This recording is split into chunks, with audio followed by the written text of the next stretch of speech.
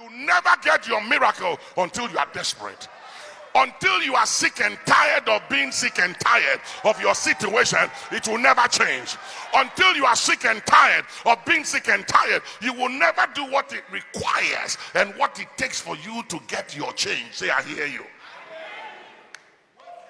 This woman went against all odds. She went against the status quo. She broke all the rules of the day and said, like Esther, if I perish, let me perish. She knew that day that if she didn't get her healing, and if Jesus didn't pronounce her healing publicly, she would be stoned to death. She would be finished. But she took the chance. You see, life is full of risk. And those of you who don't want to take calculated risk, and you are always worried and concerned, and you never take a risk, you never experience the wonders of God. The Bible said those who go to the sea in ships and do business on great waters, these see his wonders in the deep. Not those who do business at shallow waters, but those who do business in great waters. Are you hearing me, somebody? Now, this woman was so desperate that she was willing to do anything. Turn to someone and say, are you willing to do anything to touch the master? Now, there was another woman. Let's come to Joseph, then I'll come back to blind Bartimaeus and end it there.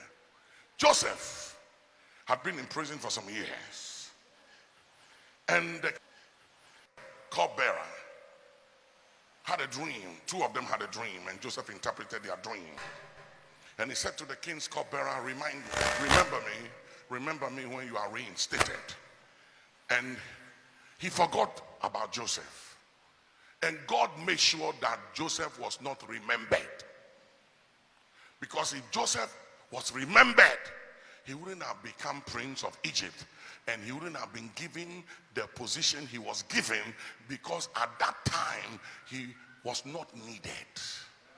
There wasn't a need for him that will make him relevant to the times. And so God made sure that the servant didn't remember him until he gave the king a dream to dream. And when the king had a dream, now there was a need for Joseph's gift. And when Joseph came and met the need, it made him relevant. And on that condition, because you see, if the servant had remembered Joseph, there was a lot of complication about Joseph's deliverance, because Joseph was put in prison by a 5-star army general, Potiphar, who was in charge of the armed forces. And Potiphar's wife was a friend to Pharaoh's wife. And Joseph has been condemned and declared by the media as one that attempted to rape the general's wife. So all the army was against Joseph and were angry with Joseph. Now, who is he that could deliver you from the hands of the army general, including the soldiers and the army? They were all angry with Joseph. Joseph's situation was very, very serious. It was very, very complicated. And then Potiphar's wife and Pharaoh's wife were friends. They drink tea together every morning. They have cocktails together. When the president sits down, the army general was there. The president, the vice president, and the army general was there. And the armed forces were there to protect the president and the vice president. So there was no way that the servant could compel the king to remove Joseph from prison.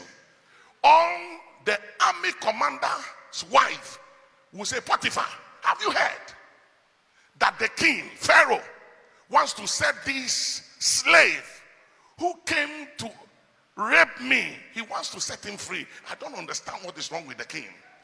And the wife of Potiphar would have gone to the king's, Pharaoh's wife, and said, talk to your husband.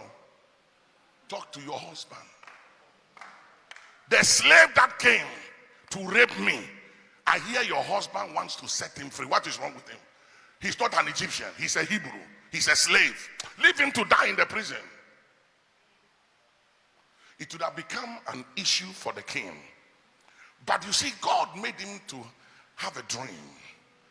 And the dream came twice. And so, because it was twice, it bothered him. And you see, God said, Abraham, Abraham, verily, verily, I say unto you. And when it comes twice, then it means it is irrevocable and it is not negotiable. And it means it shall come to pass. Are you hearing me? So he had the dream twice. And the Bible said, and it troubled him. So he called on all the wise men of Egypt and all the magicians of Egypt. And they came together and nobody could interpret the dream. Then the butler remembered Joseph.